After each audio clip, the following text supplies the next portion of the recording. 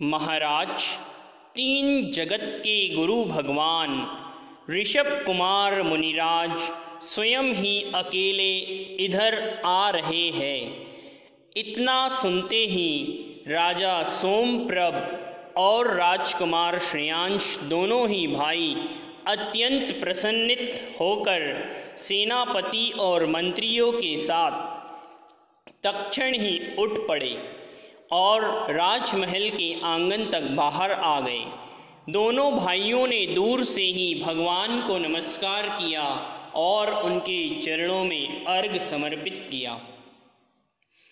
मुनिराज भगवान के मुख कमल को देखते ही कुमार श्रेयांश को अपने कई भवों का जाति स्मरण हो आया। उनको रोमांच हो गया। ऐसा प्रतीत हुआ कि मानो उनके घर में तीन लोक की संपदा ही आ गई हो।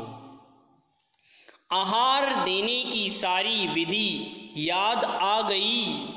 शीघ्र ही पड़गाहन विधि को करते हुए भगवान की तीन प्रदक्षिणाएं दी और अंदर ले गए। उन्हें उच्चासन पर बैठने के लिए निवेदन किया कि हे मुनिराज भगवन, उच्चासन पर विराजमान होइए। पुनः प्रभु के चरणों का प्रक्षालन करके मस्तक पर गंधों तक लगाया, अपना जीवन धन्य किया। पुनः प्रणाम करके मन वचन काय की शुद्धि का निवेदन किया। पुनः आहार जल की शुद्धि का निवेदन करके भक्ति भावना के साथ हाथ जोड़कर बोला कि हे भगवान, आप आज इक्षु रस का आहार ग्रहण कीजिए। हे नाथ, यह इक्षु रस प्रासुक है, इसे ग्रहण कर मुझे कृतार्थ कीजिए। भगवान ने उस समय खड़े होकर अपने दोनों हाथों की अंजुलि बनाई और उसमें आहार लेना शुरू किया।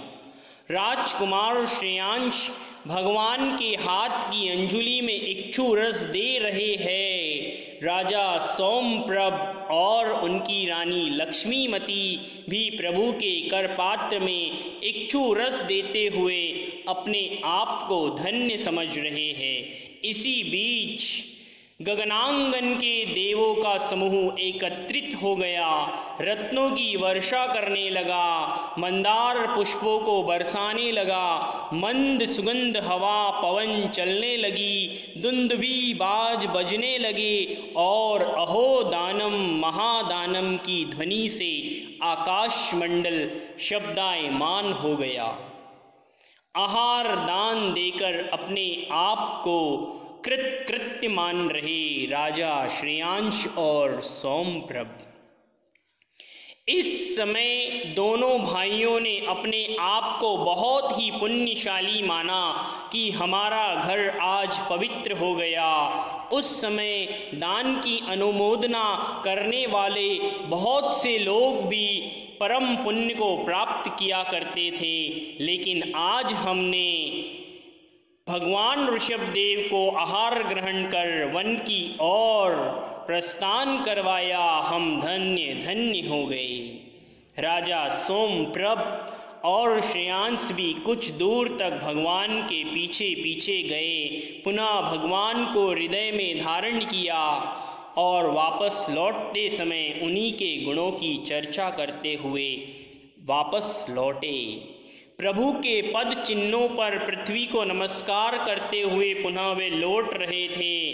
उस समय पूरे हस्तिनापुर में एक ही चर्चा थी कि राजा श्रेयांश कुमार को प्रभु को आहार देने की विधि कैसे मालूम हुई। अहो आश्चर्यमयी दृश्य देवों के हृदय को भी आश्चर्यचकित कर रहा था। देवों ने भी मिलकर राजा श्रेयांश की बड़े आदर पूर्वक पूजा की।